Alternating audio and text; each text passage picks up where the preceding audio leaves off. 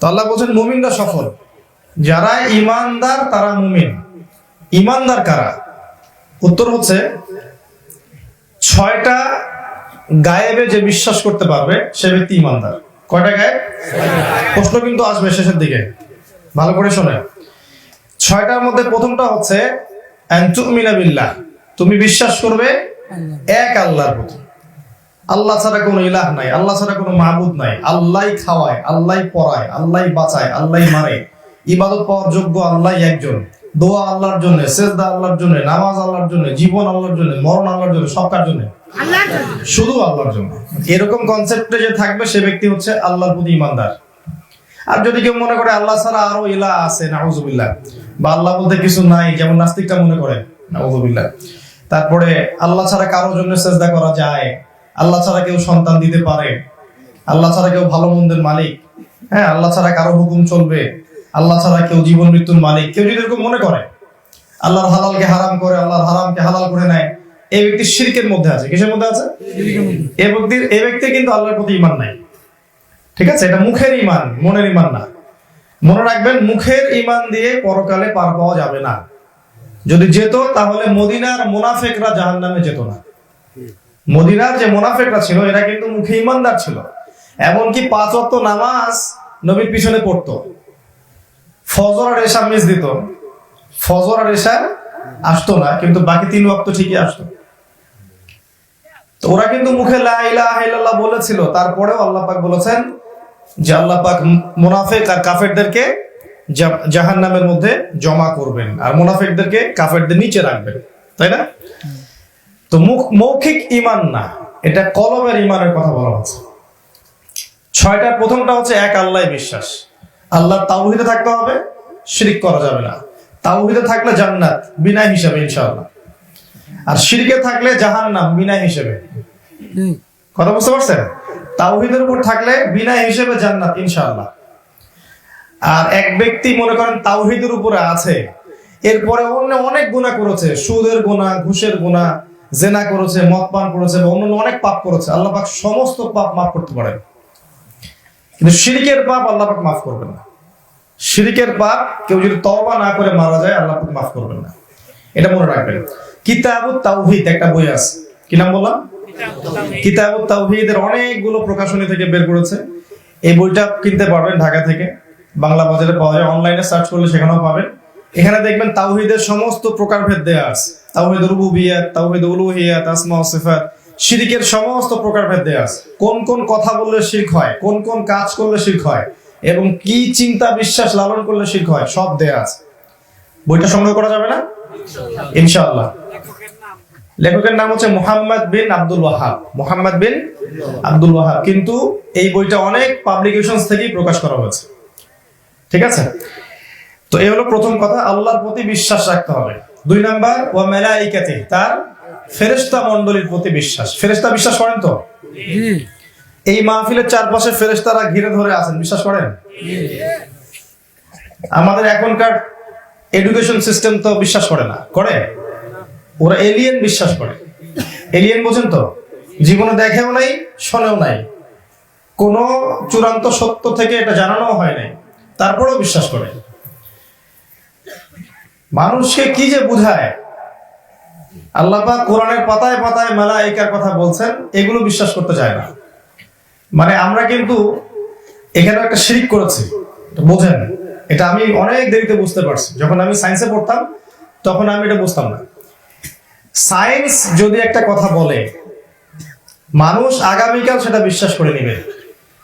উদাহরণ দিচ্ছি, ওই যে আমেরিকার বিজ্ঞানীরা যদি বলে কথার কথা যে পৃথিবী থেকে অনেক অনেক আলোকবর্ষ দূরে একটা গ্রহের সন্ধান পাওয়া গেছে, এই গ্রহের ইটগুলা হচ্ছে সোনার, রূপার, হীরা জহরতের। ঠিক আছে, ওখানে হুরেন আইন আছে, নদী আছে, শারাবের নদী, দুধের নদী, মধুর নদী, হ্যাঁ, ওখানকার ঘাসগুলো হচ্ছে জাফরানের। ঠিক আছে, বিভিন্ন রকম গাছপালা আছে, অন্যান্য মাখলুক আছে। মানুষ কিন্তু আগামীকাল এটা বিশ্বাস করবে, জানেন? করবে না? কালকে খবরে দেখেন, যদি এগুলা প্রচার করে পৃথিবী থেকে 100 কোটি আলোকবর্ষ দূরে এমন একটা গ্রহের সন্ধান পাওয়া গেছে, দেখবেন পরশুদিন মানুষ বিশ্বাস করবে। যে ব্যক্তি সায়েন্সের এসেও জানে না সেও বিশ্বাস করবে। এবং অনেক ওই দেখবেন যে গরু খাওয়া মুসলমান ওই দলে যোগ দিবে, তাই না? আল্লাহ যে কোরআনের পাতায় পাতায় বলছেন জান্নাতের কথা, জান্নাতে এমন নিয়ামত থাকবে, এরকম মণিমুক্তা থাকবে, সোনার রূপা দিয়ে নির্মিত মহল থাকবে, হুরুন আইন থাকবে, নদী থাকবে, মানুষ বিশ্বাস করে না। তাহলে দেখেন আল্লাহর কথার জায়গায় আমি সায়েন্সের কথা বিশ্বাস করছি, আল্লাহর চাইতে সায়েন্সকে বেশি গুরুত্ব দিয়েছে, এটা কিন্তু একটা শিরক, জানেন? সায়েন্সের যে কথাগুলো কোরআন সুন্নাহর সাথে মিলবে সেটা বিশ্বাস করতে আমার কোনো আপত্তি নাই, কিন্তু সায়েন্সকে ইলাহের আসলে নিয়ে যাওয়া যাবে না। ও যা বলবে তাই সত্য, কোরআন যা বলবে সেটা সত্য না, ও যেটা বলবে সায়েন্স দিয়ে পরীক্ষা নিরীক্ষা করার পরে যদি প্রমাণ হয় তখন বিশ্বাস করবো, এই কনসেপ্টের নাম শিরক। মানে ইসলামের যে কোনো একটা বিষয় এখন সায়েন্টিফিক ব্যাখ্যা খুঁজতে চায়। নামাজ পড়তে বলে বলে সায়েন্সের উপকারিতা গুলো বলেন, উপকারিতা জেনে নামাজ পড়তে হবে? তো কেউ যদি সায়েন্স দিয়ে পরীক্ষা নিরীক্ষা করার পরে একটাকে বিশ্বাস করতে চায়, ব্যক্তি শিরকের উপর আছে। তো মালায়েকা ওরা বিশ্বাস করে না, ওরা এলিয়েনে বিশ্বাস করে। আর আমরা বিশ্বাস করি আমাদের কাঁধে ফেরেশতা আছে, মানুষের প্রত্যেকটা কাজকর্ম তারা লিপিবদ্ধ করছেন। কিয়ামতের দিন আল্লাহ পাক এগুলো দেখাবেন। রাতের বেলা আয়াতুল কুরসি পড়ে ঘুমাইলে ফেরেশতা এসে পাহারা দেয়, আমরা বিশ্বাস করি। আমরা বিশ্বাস করি বিসমিল্লাহি তাওয়াক্কালতু আলাল্লাহ লা হাওলা ওয়ালা কুওয়াতা ইল্লা বিল্লাহ পড়ে বাসা থেকে বের হলে ফেরেশতার সঙ্গী হয় এবং আল্লাহর হুকুমে তারা বিভিন্ন কাজে নিয়োজিত, আমরা এটা বিশ্বাস করি। মৃত্যুর সময় মানুষ ফেরেশতাকে দেখবে, আমরা বিশ্বাস করি। মালায়েকাতে কেউ যদি বিশ্বাস না করে সে ব্যক্তি কিন্তু মুমিন নয়। এটা ঈমানের 2 নাম্বার পিলার। 3 নাম্বার কি? ওয়া কুতুবিহি, কিতাবের বহুবচন হচ্ছে কুতুব। তো কুতুব মানে হচ্ছে অনেকগুলো বই, মানে কোরআন সহ আগে যত কিতাব নাজিল হয়েছে, তাওরাত, আপনার জাবুর, আপনার ইনজিল, সুহফ ইব্রাহিম, মুসা, যত আসমানি কিতাব, সমস্ত আসমানি কিতাবে আমরা বিশ্বাস করি, করি না? আমরা বিশ্বাস করি না যে মুসা আলাইহিস সালামের কাছে তাওরাত এসেছিল, ঈসা আলাইহিস সালামের কাছে ইনজিল, হ্যাঁ, জাবুর এসেছিল দাউদ আলাইহিস সালামের কাছে, মুহাম্মদ সাল্লাল্লাহু আলাইহি ওয়াসাল্লামের কাছে কোরআনুল কারীম, আমরা প্রত্যেকটা আসমানি কিতাবে বিশ্বাস করি। তুমি খেয়াল করে দেখেন যারা ইহুদি, ওরা কি বিশ্বাস করে যে মুহাম্মদ সাল্লাল্লাহু আলাইহি ওয়াসাল্লামের কাছে কোরআন এসেছে? বা কোরআন সত্য মিথ্যা চূড়ান্ত মানদণ্ডটা কি এটা বিশ্বাস করে? খ্রিস্টানরা কি বিশ্বাস করে কোরআনে? করে না। তাহলে কারা সাম্প্রদায়িক আর কারা অসাম্প্রদায়িক? কথা কি ধরতে পারেন? কারা সাম্প্রদায়িক? আমরা সমস্ত আসমানি কিতাবে বিশ্বাস করি, তাহলে আমরা কেমন করে সাম্প্রদায়িক হবো? আমরা তো সবচেয়ে উদার, আমরা প্রত্যেকটা আসমানি কিতাব মনে করি এগুলো আল্লাহর পক্ষ থেকে এসেছে। হ্যাঁ, মানুষ এটাকে পরে বিকৃতি সাধন করেছে, সেটা অন্য ইস্যু। তো আমরা প্রতিটা আসমানি কিতাবে বিশ্বাস করি এবং এগুলো আল্লাহর পক্ষ থেকে এসেছে, এটা আমরা বিশ্বাস করি। কিন্তু কালের বিবর্তনে মানুষ এগুলোকে পরিবর্তন করেছে। এরপরে আল্লাহ পাক সর্বশেষ আসমানি কিতাব হিসাবে কোরআন এবং তার ব্যাখ্যা সুন্নাহ নাজিল করেছেন। এরপরে আছে রাসূলিহি, এই রাসূলের বহুবচন রসুল। রসুল মানে একজন রসুল, আর রসুল মানে কি? অনেক রসুল।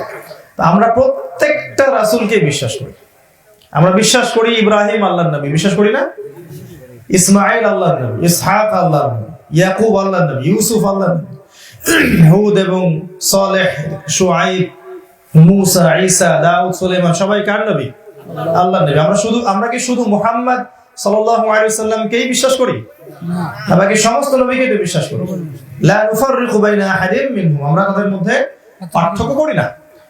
কিন্তু আমরা ফলো করি কাকে? আমরা ফলো করি সর্বশেষ এবং চূড়ান্ত নবী মুহাম্মদ সাল্লাল্লাহু আলাইহি ওয়াসাল্লামকে। কারণ আমাদের নবীজি বলেছেন, লাউ বাদাআ লাকুম মূসা, তোমাদের কাছে যদি মূসা আত্মপ্রকাশ করে, ফাত্তাবা'তুমুহু, আর তোমরা তার অনুসরণ করা শুরু করো, ওয়া তারাকতুমুনি, আর আমাকে ছেড়ে দাও, লা দালালতুম আন সাওয়াইস সাবিল, তাহলে তোমরা সরল পথ থেকে বিচ্যুত হয়ে যাবে। ওমর রাদিয়াল্লাহু আনহু একদিন তাওরাত পড়ছিলেন, এমনি শখের বসে, তাওরাত ফলো করার জন্য পড়ছিলেন না, শখের বসে পড়তে ভালো লাগছিল। এই দৃশ্য দেখে মুহাম্মদ সাল্লাল্লাহু আলাইহি ওয়াসাল্লামের চেহারা লাল টকটকা হয়ে গেছে রাগে। উনি রাগ হলে চেহারা দেখলে বোঝা যেত রাগ হয়েছে। গায়ের স্কিনটা ছিল ফর্সা, লালচে ফর্সা, এই যে রাগ হলে এখানে মনে হতো যে রক্ত জমে গেছে। তখন তিনি এই কথাটা বললেন যে তুমি তাওরাত পড়ছো, যদি মূসা এখন জীবিত থাকতো তাহলে মূসা বাধ্য ছিল আমার আনুগত্য করতে। কথা বুঝতে পারছেন? তাহলে ইহুদি খ্রিস্টান অন্য জাতির কথা তো বাদ, স্বয়ং তাদের নবী যদি জীবিত থাকতো তাহলে তাকেও মুহাম্মদ সাল্লাল্লাহু আলাইহি ওয়াসাল্লামকে অনুসরণ করতে হতো। যেমন ঈসা আলাইহিস সালাম আসবেন না ইমাম মাহদির সাথে, ইমাম মাহদির পরে আসবেন, ইমাম মাহদির সাথে নাও।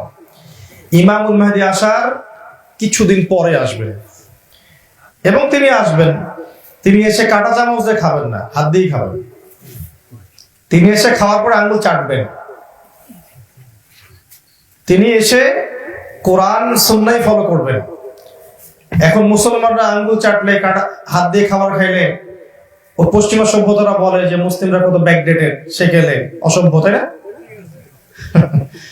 ঈসা আলাইহিস সালাম যখন আসবেন তিনিও হাত দিয়ে খাবার খাবেন, ডান হাত দিয়ে খাবেন, কাঁটা চামচ দিয়ে খাবেন, আঙ্গুল চাটবেন, খাওয়ার পর প্লেট চাটবেন। তিনি মুহাম্মদ সাল্লাল্লাহু আলাইহি ওয়াসাল্লামকে অনুসরণ করবেন। তিনি নতুন কোন শরীয়ত নিয়ে আসবেন? তিনি মুহাম্মদ সাল্লাল্লাহু আলাইহি ওয়াসাল্লামকেই অনুসরণ করবেন। তার হাতেই আল্লাহ পাক দাজ্জালকে নিহত করবে, মারবে। সত্য মাসিহ মিথ্যা মাসিহকে মেরে ফেলবে। তো আমরা কিন্তু প্রত্যেক নবীকে বিশ্বাস করি, কিন্তু অন্য সমস্ত নবীর উম্মাহ কিন্তু এটা বিশ্বাস করে না যে মুহাম্মদ সাল্লাল্লাহু আলাইহি ওয়াসাল্লামই শেষ নবী। করে না। এমনকি আপনাদের মুসলিমদের মধ্যে অনেক মানুষ আছে যারা নাম কাওয়াজতে মুসলিম কিছু আছে, ওই ব্রিটেনের দালাল, আমেরিকার দালাল, চামচা, এরা মনে করে যে মুহাম্মদ সাল্লাল্লাহু আলাইহি ওয়াসাল্লাম শেষ নবী নন, নাউযুবিল্লাহ, তারপরে আরো নবী আসতে পারে। কাদিয়ানী সাহেব তার মধ্যে একজন, জানেন? উনিও একজন, নাউযুবিল্লাহ, আল্লাহ পাক লানত করুক। তো তাদের সংখ্যাও দিন দিন বাড়ছে, সুবহানাল্লাহ। মানে জাহান্নামে তো যেতে হবে, আল্লাহ পাক তো জাহান্নামে পাঠাবেন মানুষকে।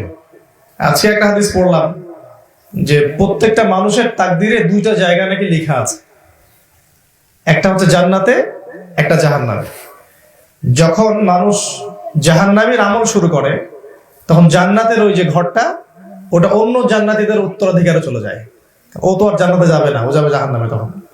ঠিক আছে? প্রত্যেক মুসলিম মুমিন জান্নাতের ঘরটাকে আবাদ করে, আর কাফের মুশরিক মুনাফিক যারা, তারা জাহান্নামের ঘরটাকে আবাদ করে। দুইটা অবস্থা আল্লাহ সৃষ্টি করেছেন। আর আল্লাহ বলেছেন ওয়ালাকাদ যারানা লি জাহান্নামে কাসীরাম মিনাল জিন্নি ওয়াল ইনস, আমি প্রচুর জিন আর মানুষকে দিয়ে জাহান্নাম পূর্ণ করব। তো এতগুলো মানুষকে তো জাহান্নামে যেতে হবে, এইজন্য এগুলো একটা পথ। তারা মনে করে যে সর্বশেষ আরো নবী আসতে পারে, সেও তাদের একজন। এই বিশ্বাস নিয়ে কেউ যদি কবরে যায়, তার কবর জাহান্নামের টুকরা না হয়ে গেলে কোরআন হাদিস ভুল হয়ে যাবে, নাউযুবিল্লাহ। নিঃসন্দেহে ওর কবর একটা জাহান্নামের টুকরা হবে ইনশাআল্লাহ তাআলা। খালি মরুক, তারপর বুঝবে।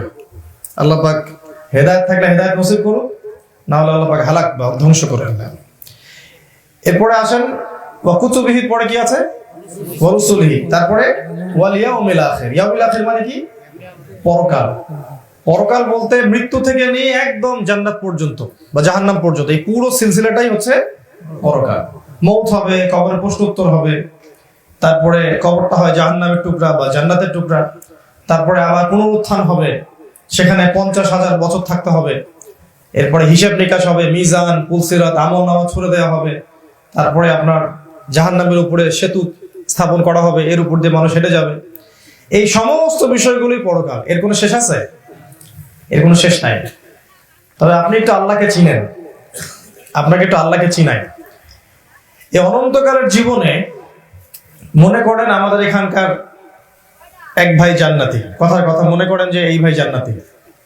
তো এই ভাই জান্নাতে যাওয়ার 1 কোটি বছর পরে উনি উনার কোন স্ত্রীর সাথে থাকবে, জান্নাতে কি ফল খাবে, কোথায় থাকবে, কি করবে, আল্লাহ পাক এখনই সেটা জানেন না? আপনি কি আপনার রবকে চিনতে পারছেন?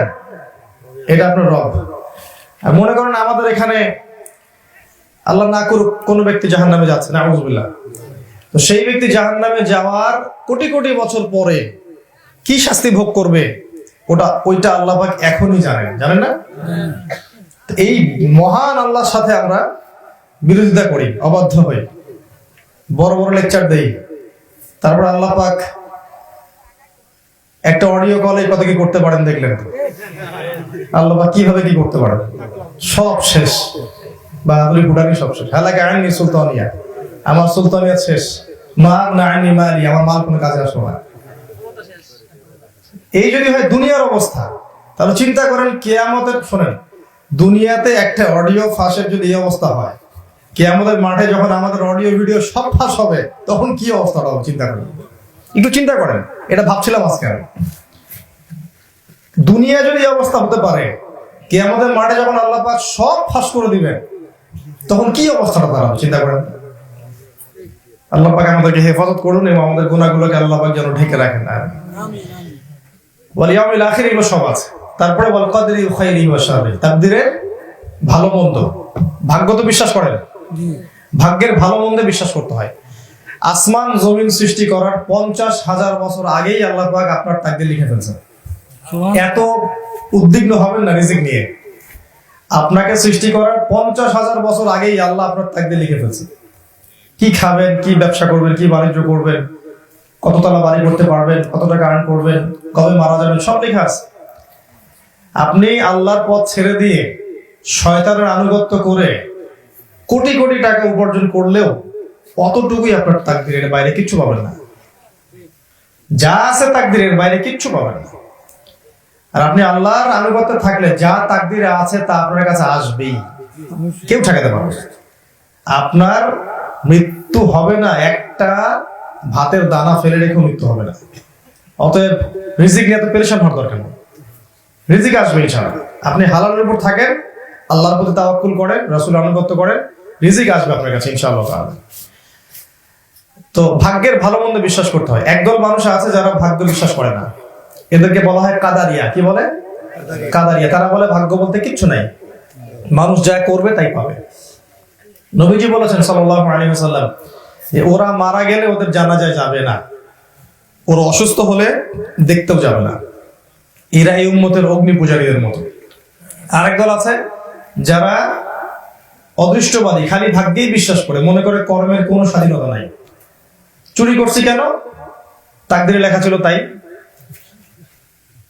ওই যে ক্ষমতা চলে গেল কেন? তাকদীরে ছিল তাই। তারপরে দুর্নীতি করলেন কেন? তাকদীরে লেখা ছিল তাই। মানে সব তাকদীরে লেখা আছে। এই শ্রেণীর মানুষকে বলা হয় জাবারিয়া। কি বলে? প্রশ্ন কিন্তু ধরো, জাবারিয়া বলে, মানে এরা অদৃষ্টবাদী, মানে ভাগ্যে অতিরিক্ত বিশ্বাস, মানে কর্মের কোনো স্বাধীনতা নাই। আসলে কি ব্যাপারটা এমন? আল্লাহ পাক ভাগ্য যেমন লিখেছেন, কর্মের স্বাধীনতাও দিয়েছেন। ইন্না হাদাইনাহুস সাবিলা ইম্মা শাকিরা ওয়া ইম্মা কাফুরা ওয়া হাদাইনাহুন নাজদাইন। আল্লাহ বলেছেন আমি দুইটা পথ দেখিয়ে দিয়েছি, তোমার ইচ্ছা হলে ভালো হও, ইচ্ছা হলে খারাপ হও। আল্লাহ কি কাউকে নামাজ পড়তে বাধ্য করেন? আজান কানে শোনায় দেন, আপনি ইচ্ছা হলে যান, ইচ্ছা হলে যান না। একটা মজার গল্প অনেকদিন লেকচারে বলেছিলাম। ওমর রাদিয়াল্লাহু আনহুর যুগে এক লোক ছিল, চোর, চুরি করেছিল। ওমর ইবনে খাত্তাব তাকে কেসাস করবেন, হুদুদ, কেসাস না, এটাকে হুদুদ বলা, হদ কায়েম করবেন। চোরের কি করা হয়? হাত কেটে ফেলা হয়। সেই চোর বলছে আমার কোনো দোষ নাই, তা আমি আসলে চুরি করিনি, আমার তাকদীরে লেখা ছিল তাই চোর হয়েছে। এখনকার যত চোর আছে সবার একই কথা। এখন যদি এই মুহূর্তে হাত কাটা শুরু হয়, টপ টু বটম কারো হাত থাকবে না, উপর থেকে নিচ পর্যন্ত খালি চোর আর চোর, খালি চোর। দেখবেন যে চুরি কি খালি স্যান্ডেল চুরি আর ইয়া চুরি, কত প্রকার চুরি আছে। একটা সিগনেচারে কত টাকা চুরি হয়ে যায়, টেবিলের তল দিয়ে কত টাকা চুরি হয়ে যায়। একটা আসতেছে একটা বাজেট, আস্তে আস্তে আস্তে আস্তে লুটপাট করে খাইতে খাইতে শেষ শেষ, সব চোর, শিক্ষিত চোর। তো আল্লাহ রাব্বুল আলামিন এদেরকেও হাত কাটবেন, কিয়ামতের দিনও কিন্তু কেসাস হুদুদ হবে। ঠিক আছে? আল্লাহ রাসূল সাল্লাল্লাহু আলাইহি ওয়াসাল্লাম বলেছেন যে কিয়ামতের মাঠটা এমন হবে যে একটা শিংওয়ালা ছাগল, একটা ছাগলের শিং ছিল আর একটা ছাগলের শিং ছিল না। এই শিংওয়ালা ছাগলটা শিং ছাড়া ছাগলটাকে গুতা দিয়েছিল দুনিয়াতে। আল্লাহ পাক কিয়ামতের দিন ওই ছাগলটা যাকে গুতা দেয়া হয়েছে, ওই ছাগলটাকে শিং দিয়ে বলবেন তুমি গুতা দিয়ে প্রতিশোধ নিয়ে নাও। এই হচ্ছে কিয়ামতের মাঠ। কেউ ছাড় পাবে? পাবে না। তো আল্লাহ পাক সময় দিয়ে রেখেছেন একটা, ফাইদা জা আজালুহুম লা ইস্তাখিরুনা সাআতা ওয়া লা ইস্তাকদিমুন। আল্লাহ বলেন যখন সময় এসে যাবে তখন এক মুহূর্ত বাড়ানো হবে না, এক মুহূর্ত কমানো হবে না। আল্লাহ পাক বোঝার তৌফিক দান। এই 6টা হচ্ছে ঈমানের পিলার। 6টা আমার সাথে বলেন। 1 নাম্বার কি? আল্লাহর প্রতি ঈমান। 2 নাম্বার ফেরেশতাগণের প্রতি বিশ্বাস। 3 নাম্বার আসমানি কিতাবে বিশ্বাস। 4 নাম্বার নবী রাসূলগণে বিশ্বাস। 5 নাম্বার পরকালের জীবনে বিশ্বাস। 6 নাম্বার ভাগ্যের ভালো মন্দে বিশ্বাস। এই 6টাকে আবার 3টা কাজ করতে হবে। 1 নাম্বার মনে বিশ্বাস করতে হবে, মন থেকে বিশ্বাস করতে হবে। 2 নাম্বার মুখে স্বীকৃতি দিতে হবে, যেমন এখন দিলেন। 3 নাম্বার কাজেও বাস্তবায়ন করতে হবে। কিছু মানুষ আছে খালি মুখে আছে, কাজে নাই, হবে না। নামাজ না পড়ে না কিন্তু বলে আমার ঈমান আছে, যাকাত দেয় না বলে আমি পাক্কা মুসলিম, জীবনে কোনোদিন ইসলামের ফরজ ওয়াজিবের তোয়াক্কা করে না, ইলেকশন আসলে হজমরা করে বলে আমি পাক্কা মুমিন, আছে না? তো কাজে বাস্তবায়ন করতে হবে। তবে কাজ করতে গিয়ে আপনার ভুল হতে পারে, কাজ করতে গিয়ে ভুল ত্রুটি হতে পারে, আপনার দ্বারা কবিরা গুনাহ হতে পারে। তখন আপনার জন্য তওবার দরজা খোলা আছে না? তওবা করে ফিরে আসলে গুনাহ ইনশাআল্লাহ মাফ হয়ে যাবে। আর তওবার দরজা মৃত্যু পর্যন্ত খোলা আছে। ভুল হলে আবার তওবা করবেন, আবার ভুল হলে আবার তওবা করবেন, আবার ভুল হলে আবার তওবা করবেন, করতেই থাকবেন। কোন হালতে আপনার মওত হবে সেটা আল্লাহ জানেন, ওটা দেখার দায়িত্ব আমার নয়। এখানে অবশ্য কিছু উগ্র মানসিকতার মানুষও আছে যারা ইসলামটাকে আসলে পশ্চিমাদের ধোকায় পড়ে ইসলামটাকে ওই জঙ্গিবাদের সাথে জড়িয়ে ফেলেছে আর কি। এরা আবার মনে করে, এদের আকীদা হচ্ছে যে কবিরা গুনাহ করলে মানুষ কাফের হয়ে যায়, নাউজুবিল্লাহ, এরকম মনে করে। এর ফলে দেখা যায় ওরা কবিরা গুনাহগার মানুষদেরকে, মুসলিমদেরকে হত্যা করতে কার্পণ্য করে না, দ্বিধাবোধ করে না। কবিরা গুনাহগার ব্যক্তির রক্তকে হালাল মনে করে। এই জন্য দেখবেন মুসলিম দেশগুলোর মধ্যে যত ফাসাদ, এরা এই আদর্শের কারণে ছড়িয়ে পড়ছে আর কি। আর এই আদর্শটাকে পশ্চিমারা কাজে লাগিয়েই মুসলিম দেশগুলোতে জঙ্গিবাদ ছড়িয়েছে, আর কোনো কাজ নাই এখন। এখানে মূল বিষয়টা হচ্ছে আপনার ইমানের জন্য বিশ্বাসটা শর্ত, বিশ্বাস থাকতে হবে, স্বীকৃতি থাকবে। কাজ করতে গিয়ে ভুল ত্রুটি হতে পারে, ভুল হলে আপনি ফিরে আসবেন। কবিরা গুনাহ করলেই কোনো ব্যক্তি কাফের হয়ে যায় না, তার তওবার দরজা খোলা থাকবে। সে বড়জোর ফাসেক বা জালেম হতে পারে। আমি কথা বুঝতে পারছেন? এই হলো ইমানের মৌলিকতা। তো আল্লাহ পাক এই মুমিনদেরকে বলেছেন সফল। এখন কি কি কাজ করলে তারা সফল সেটা পরের আয়াতগুলোতে বলা আছে। এক একটা আয়াত বলতে গেলে ভোর হয়ে যাবে, আমাদের একটা প্রোগ্রাম আছে। আমি কাজগুলো বলছি, কোন কোন কাজগুলো করলে মুমিনরা সফল হবে। 1 নাম্বার আল্লাহ বলেছেন আল্লাযীনা হুম ফি সালাতিহিম খাশিউন। 1 নাম্বার সালাতে খাশিয়া থাকে। সালাত কি, খাশিয়া কি এটা বুঝেন? সালাত কি? 5 ওয়াক্ত নামাজ, এই তো 5 ওয়াক্ত নামাজ প্রথমত জামাতের সাথে পড়ার চেষ্টা করতে হবে। কথা দেন কারা কারা নিয়াত করছেন জামাতের সাথে নামাজ পড়বেন ইনশাআল্লাহ। আপনি সফরে আছেন, অসুস্থ আছেন, কোনো সমস্যা আছে, সেটা আলাদা ব্যাপার। তখন আপনি গাড়িতে পড়ে নেন, কসর করেন, জমা করেন, অথবা বাসায় পড়েন জামাত করে, সেটা আলাদা বিষয়। কিন্তু নরমালি আপনি সুস্থ আছেন, স্বাভাবিক আছেন, বাসার পাশে মসজিদ, আজান শুনলেন, নামাজ যাবেন না? এটা উম্মার ঐক্য একটা। তো এটা হচ্ছে 5 ওয়াক্ত নামাজ জামাতে পড়ার ব্যাপার। 2 নাম্বার হচ্ছে সঠিক ওয়াক্তে পড়া। অনেক মানুষকে দেখেছি যে সারাদিনের নামাজ রাত্রেবেলা পড়ে, ফজর, যোহর, আসর, মাগরিব, এশা একসাথে পড়ে। এমনি হবে? এমনি হবে না। আল্লাহ বলেছেন আমি সালাতকে নির্দিষ্ট ওয়াক্তের মধ্যে ফরজ করেছি, তাই বলেছেন আল্লাহ ইন্নাস সালাতা কানাত আলাল মুমিনিনা কিতাবান মাওকুতা। একদম নির্দিষ্ট সময়ে আমি সালাতকে ফরজ করেছি। চেষ্টা করবেন আউয়াল ওয়াক্তে পড়ার জন্য। আউয়াল ওয়াক্তে না পড়তে পারলে কোনো সমস্যা নেই, মাঝামাঝি সময় পড়লে আদায় হয়ে গেছে, নেকিও পাচ্ছেন, কোনো সমস্যা নেই। আউয়াল ওয়াক্তে পড়লে বেশি ভালো হয়, এটা কিন্তু হাদিস। as-salatu li awwali waqtiha, সবচেয়ে শ্রেষ্ঠ 3টা আমলের মধ্যে একটা হচ্ছে সালাত আউয়াল ওয়াক্তে আদায় করা। আরেকটা বিষয় বলবো, খাশিউন মানে খুশু খুজুর সাথে নামাজ পড়া, ডিজিটাল নামাজ না। ডিজিটাল নামাজ বোঝেন তো? 3G 4G এর নামাজ না, 3G 4G 5G নামাজ। ধীর স্থির ভাবে নামাজ, রিল্যাক্সে দাঁড়ান। ইমাম সাহেবদেরকেও বলবো, মুক্তাদিদেরকে বলবো, রিল্যাক্সে নামাজে দাঁড়ান, সময় নেন। তাকবীর তাহরিমে দেওয়ার পরে ধীর স্থির ভাবে সানা পড়েন। যেটা পড়ছেন না আপনি সেটার অর্থটা বোঝার চেষ্টা করেন, ওইদিকে মনোযোগ দেন। না হলে নামাজে মনোযোগ আসবে না। তো নামাজে মনোযোগ আসবে না যদি না আপনি নামাজে যা পড়ছেন ওই অর্থের দিকে মনোযোগ না দিচ্ছেন, নামাজে কিন্তু মনোযোগ আসবে না। সূরা ফাতিহা যে পড়ছেন এর অর্থটা কি বোঝার চেষ্টা করেন। তারপরে মনে করছেন ইখলাস পড়ছেন, ওর অর্থটা বোঝার চেষ্টা করেন। রুকু করতে গেছেন, সুবহান রাব্বিয়াল আযীম অর্থ কি বোঝার চেষ্টা করেন। আপনার মাথাটা আপনি নামিয়ে দিয়েছেন আল্লাহর সামনে, দিয়ে বলছেন সুবহান রাব্বিয়াল আযীম, এগুলো বোঝার চেষ্টা করেন। রুকু থেকে উঠে ধীর স্থির ভাবে দাঁড়ান, তাড়াহুড়া করবেন না। ওখানে রব্বানা ওয়া লাকাল হামদ হামদান কাসীরান তাইয়িবান মুবারাকান ফির দোয়া পড়লেন। সেজদায় গেলেন, সময় দেয়, সেজদায় তাসবিহ পাঠ করার পরে দোয়া করেন, সেজদায় বেশি বেশি দোয়া করেন, কারণ সেজদায় দোয়া কবুল হয়।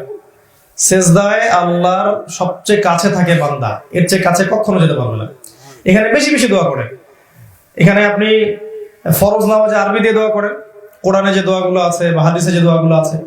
নামাজ যদি নফল হয়, আপনি চাইলে নিজের মাতৃভাষাতে দোয়া করতে পারবেন, ইনশাআল্লাহ, কোনো সমস্যা নেই। আল্লাহ পাক সব ভাষাই বোঝেন। ফরজ নামাজে আপনি বাংলায় দোয়া করবেন না, ফরজ নামাজে আরবি দিয়ে দোয়াগুলো করবেন। এভাবে ধীর স্থির ভাবে নামাজ পড়েন, তাশাহুদে কি পড়ছেন বোঝেন, দরুদের অর্থটা বোঝেন, দোয়া মাসুরাকে লম্বা করেন। দোয়া মাসুরা পড়ার পরেও কিন্তু অনেক দোয়া করা যায়।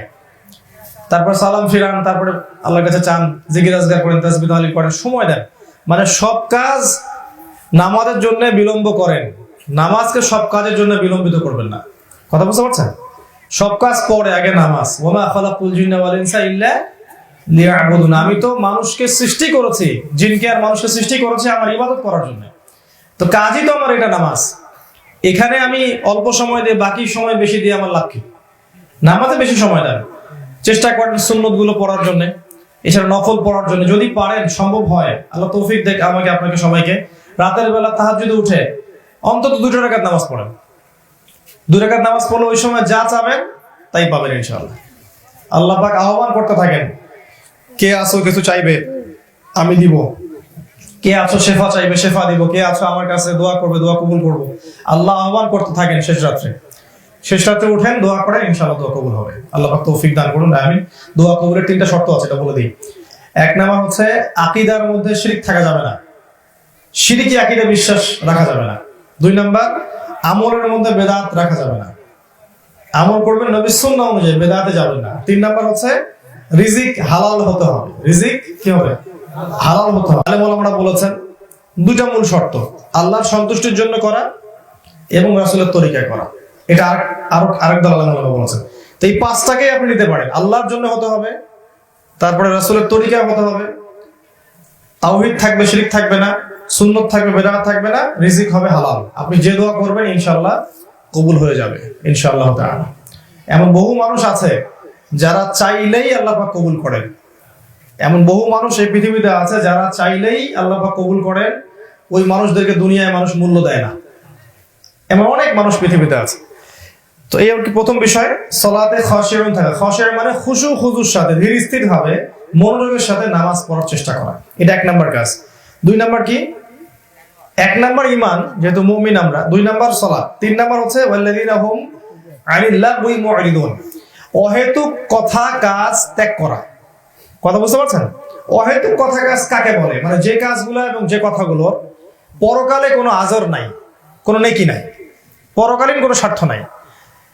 এই যেমন গীবত করা, তহমত দেয়া, ফায়েশা কথাবার্তা করা, গল্প গুজব করা, গান বাজনা গাওয়া শোনা, অহেতুক কিছু উপন্যাস কাব্য চর্চা করা, অহেতুক, এগুলোর পরকালীন কোনো স্বার্থ আছে? এই পরকালে কোনো উপকার দিবে না।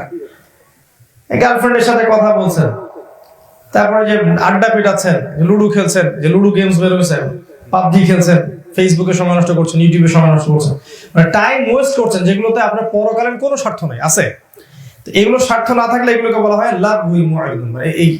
এই অহেতুক অসার কথা এবং কাজ থেকে তারা মুখ ফিরিয়ে রাখে। কারা? যারা মুমিন, যারা সফল হবে। এর আরো ব্যাখ্যা আছে, আজকে করার সময় পাচ্ছি না। এক কথায়, যে কথা যে কাজ এগুলোর পরকালীন কোনো স্বার্থ নাই, পরকালে কোনো আজর মানে কি কিচ্ছু নাই, নিছক দুনিয়ার জন্য, এগুলোকে ত্যাগ করতে হবে। এগুলো উত্তম দিনের অংশ। তারপর আল্লাহ পাক বলেছেন ওয়াল্লাযিনা হুম লিযাকাতি ফাঈলুন, যাকাত প্রদান করে। এই যাকাতের 2টা অর্থ করেছেন তাফসীরকারগণ। একটা হচ্ছে আত্মশুদ্ধি, তাজকিয়া, মনের আত্মশুদ্ধি, আর একটা হচ্ছে মালের যাকাত দেওয়া। দুটোই অর্থ নেওয়া যাবে। আত্মশুদ্ধি মানে কি? নিজের মনের মধ্য থেকে সমস্ত হিংসা, বিদ্বেষ, রিয়া, অহংকার সব দূর করে দেওয়া। এগুলোর কি উপায়? মনে রাখেন, আত্মশুদ্ধি অর্জন না করতে পারলে কিন্তু পরকালে নূর পাওয়া যাবে না। কি পাওয়া যাবে না? নূর পাওয়া যাবে না। যে হৃদয়ের মধ্যে তাজকিয়া আসে না, আত্মশুদ্ধি হয় না, ওই কলবের মধ্যে নূর আসে না। আর দুনিয়াতে যে কলবে নূর আনতে পারলো না, পরকালে তার ওই পুলসিরাত পার হওয়ার সময় নূর থাকবে না। মনে রাখবেন। তাহলে এইগুলো কিভাবে দূর হবে? অহংকার, এই যে হিংসা, বিদ্বেষ, রিয়া, লোক দেখানো আমল, হ্যাঁ, এই যে দুনিয়ার ফুটানি, বাহাদুরি, এগুলো কেমন করে দূর হবে? মনটা নরম হবে কিভাবে? তাজকিয়া কেমন করে হবে? এক নাম্বার উপদেশ হচ্ছে বেশি বেশি মৃত্যুকে স্মরণ করলে মনে তাসকিয়া আসবে। বেশি বেশি মৃত্যুকে স্মরণ করলে মনের মধ্যে তাসকিয়া আসবে, মনটা নরম হবে। 2 নাম্বার, বেশি বেশি কোরআন তেলাওয়াত করলে মনটা নরম হবে। বেশি থেকে বেশি কোরআন পড়ে মনের মধ্যে নূর আসবে। আর 3 নাম্বার হচ্ছে আল্লাহর জিকির আজগার বেশি বেশি করে করেন। চলতে ফিরতে সুবহানাল্লাহ, আলহামদুলিল্লাহ, আল্লাহু আকবার, লা ইলাহা ইল্লাল্লাহ, লা হাওলা ওয়ালা কুওয়াতা ইল্লা বিল্লাহ, সুবহানাল্লাহি ওয়া বিহামদিহি, সুবহানাল্লাহিল আযীম, আস্তাগফিরুল্লাহ ওয়া আতুবু ইলাইহি পড়তেই থাকবেন, সময় নষ্ট করবেন না। এই কাজ করতেছেন মাঠে তখনও পড়তে থাকবেন, রান্নাঘরে কাজ করছেন পড়তে থাকবেন, সফরে আছেন গাড়িতে পড়তে থাকবেন, আপনি পড়তেই থাকবেন, মনে মনে পড়তে থাকবেন। চোখ বন্ধ করে আছেন, ঘুম আসতেছে না, এই জিকির করতে থাকেন, দেখবেন যে ঘুম চলে আসে, আপনার মনে শান্তি নেমে আসবে। এই জিকির বেশি বেশি করলে মনের মধ্যে নূর আসবে, তাসকিয়া অর্জন হবে। আল্লাহ পাক বলেছেন কদ আফলাহা মান যাক্কাহা ওয়া কদ খাবা মান দাসসাহা। যে ব্যক্তি তাসকিয়া অর্জন করতে পেরেছে এই ব্যক্তি সফল, আর যে ব্যক্তি করতে পারলো না সে ধ্বংস হয়ে গেল। ঠিক আছে, এটা একটা কাজ। আরেকটা আল্লাহ পাক বলেছেন ওয়াল্লাযিনা হুম লিফুরুজিহিম হাফিজুন। ফরজুন মানে কি? লজ্জাস্থান। যারা লজ্জাস্থানকে হেফাজত করে, এটা তো বুঝতে পারছেন। লজ্জাস্থানের হেফাজত মানে আপনি কোনো হারাম যৌন সম্পর্কে জড়াবেন না, হারাম দৃষ্টিতে কারো দিকে তাকাবেন না, হারাম কথা শুনবেন না, হারাম ভাবে অন্যের স্ত্রীর দিকে চোখ দিবেন না, জেনা করবেন না, হয়তো প্রেম করবেন না, ব্যভিচার করবেন না, সমকামিতা জড়াবেন না, হস্তমৈথুন করবেন না, কোনো কিছুতেই যাবেন না। হালাল যে কয়েকটা আল্লাহ পাক দিয়েছেন, হালাল কি দিয়েছেন? নেককার স্ত্রী একটাই, নেককার স্ত্রী হালাল, আর কিছু হালাল না। কিন্তু আর একটা হালাল আছে, সেটা এখন মানে অ্যাপ্লাই করার সুযোগ নাই, সেটা হচ্ছে মিলকাল ইয়ামিন, মানে ওয়া মা মালাকাত আইমানুকুম।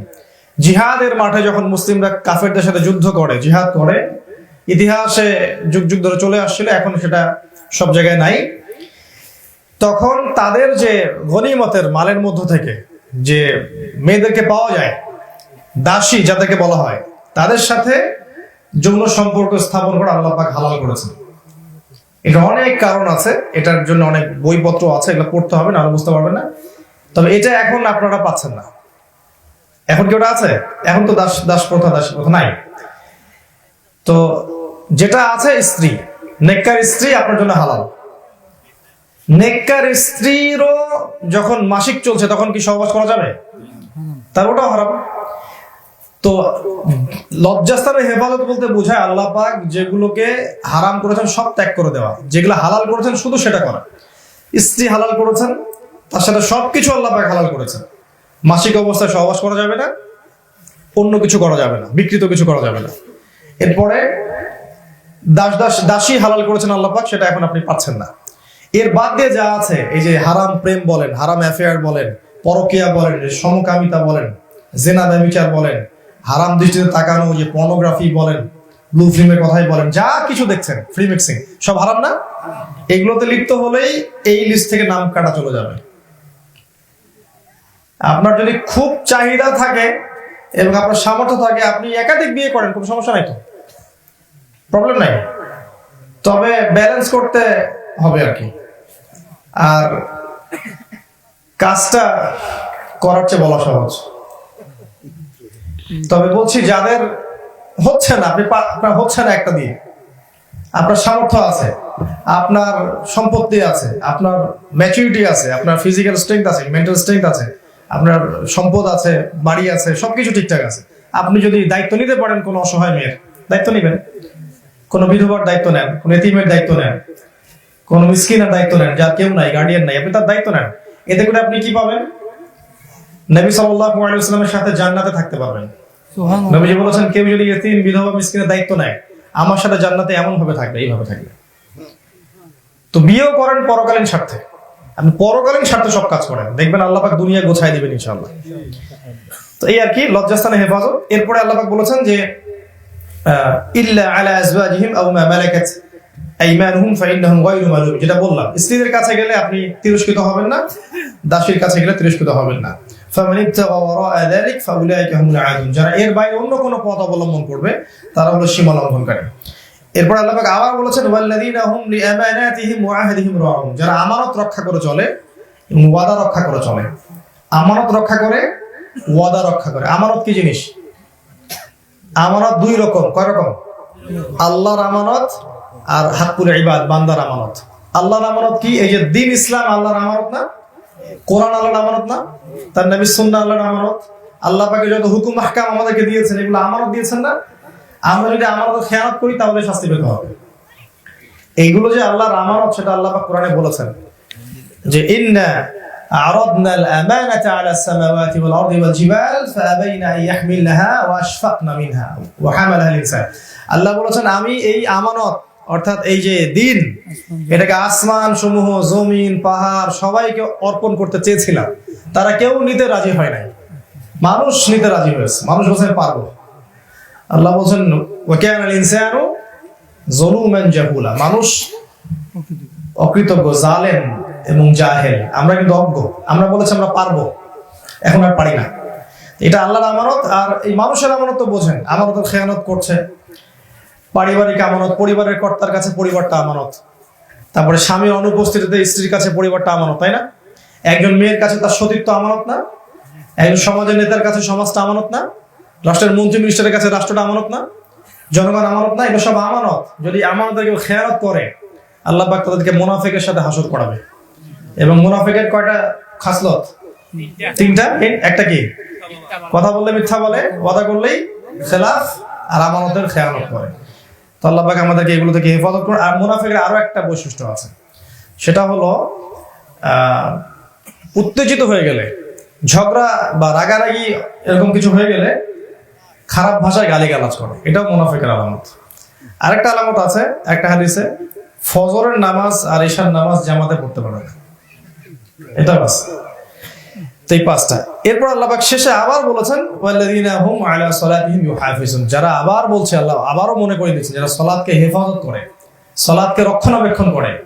একদিন পড়লাম, এক মাস পড়লাম এমন না, সারা জীবন সালাতটাকে রক্ষণাবেক্ষণ করে। এই কয়েকটা কোয়ালিফিকেশন যাদের থাকবে, উলাইকা হুমুল ওয়ারিসুন, এরাই হচ্ছে উত্তরাধিকারী। কিসের উত্তরাধিকারী? পরিবারের, সমাজের, দেশের, রাষ্ট্রের, কিসের? কারা কিসের উত্তরাধিকারী? আল্লাযীনা ইয়ারিসুনাল ফিরদাউসা হুম ফিহা খালিদুন, তারা হচ্ছে ফিরদাউস, জান্নাতুল ফিরদাউসের উত্তরাধিকারী। এবং হুম ফিহা খালিদুন, তারা সেখানে চিরস্থায়ী হবে, কোনোদিন সেখান থেকে ওদেরকে বের করেও দেওয়া হবে না, তিরস্কৃত করা হবে না। তাহলে এই ফিরদাউস চাইতে বলেছেন নবী সাল্লাল্লাহু আলাইহি ওয়াসাল্লাম, আমাদেরকে বলেছেন তোমরা যখন জান্নাত চাইবে জান্নাতুল ফিরদাউস চাইবে। ফিরদাউসটা হচ্ছে জান্নাতের মাঝখানে, এবং এখান থেকে জান্নাতের সব নদী প্রবাহিত হয়েছে। এটা সর্বোচ্চ স্তর, এর উপরে আল্লাহ পাকের আরশ আছে, আরশে আজিম আছে, তার উপর আল্লাহ রাব্বুল আলামিন আছে। তো এই ফিরদাউস পেতে হলে আমাদেরকে এই কয়েকটা গুণ অর্জন করতে হবে। গুণগুলো আরেকবার বলে শেষ করছি। এক নাম্বার হচ্ছে ঈমান। এক নাম্বার কি? ঈমান। ঈমানের পিলার কয়টা? 6টা পিলার। এই 6টাকে মনে বিশ্বাস, মুখে স্বীকৃতি আর কাজে বাস্তবায়ন। তারপরে 2 নাম্বার হচ্ছে সালাত পড়তে হবে খুশুর সাথে। 3 নাম্বার অহেতুক কথা এবং কাজ পরিত্যাগ করতে হবে। 4 নাম্বার হৃদয়ের আত্মশুদ্ধি অর্জন করতে হবে এবং মালের যাকাত প্রদান করতে হবে। 5 নাম্বার লজ্জাস্থানের হেফাজত করতে হবে। 6 নাম্বার হচ্ছে আমানত রক্ষা করতে হবে এবং ওয়াদা পূরণ করতে হবে। আর 7 নাম্বার হচ্ছে সালাত, আবার সালাত। 7 নাম্বার আবার সালাত। সালাত সঠিকভাবে হেফাজত করলে ইনশাআল্লাহ তাআলা আল্লাহ পাক আপনাকে আমাকে জান্নাতুল ফিরদাউস নসিব করবেন ইনশাআল্লাহ। আল্লাহ পাক যেন আমাদের এখানে উপস্থিত সবাইকে জান্নাতের জন্য কবুল করে নেন, আল্লাহুম্মা আমিন। আজকে লেকচার আমি আর লম্বা করতে পারছি না, আমরা এখানে শেষ করছি। তবে শেষ করার আগে অবশ্যই প্রশ্নোত্তর পর্ব নিব। আমি দোয়া করছি আল্লাহ পাক আমাদের সবাইকে কোরআন এবং সুন্নাহ বুঝে আমল করার তৌফিক দান করুন। আমাদের মধ্যে যারা অসুস্থ আল্লাহ পাক শিফায়ে কামিলা দান করুন। কোরআনের আলোয় জীবন গড়ার তৌফিক আল্লাহ পাক দান করুন। বেশি বেশি পড়াশোনা করার, আমল করার তৌফিক দান করুন। দ্বীনের খিদমত করার তৌফিক দান করুন। দ্বীনের জ্ঞান প্রচার করার তৌফিক দান করুন। أقول قولي هذا أستغفر لي ولكم ولسائر المسلمين. بارك الله لنا ولكم بالآيات الحكيم إنه تعالى جواد كريم رؤوف رحيم.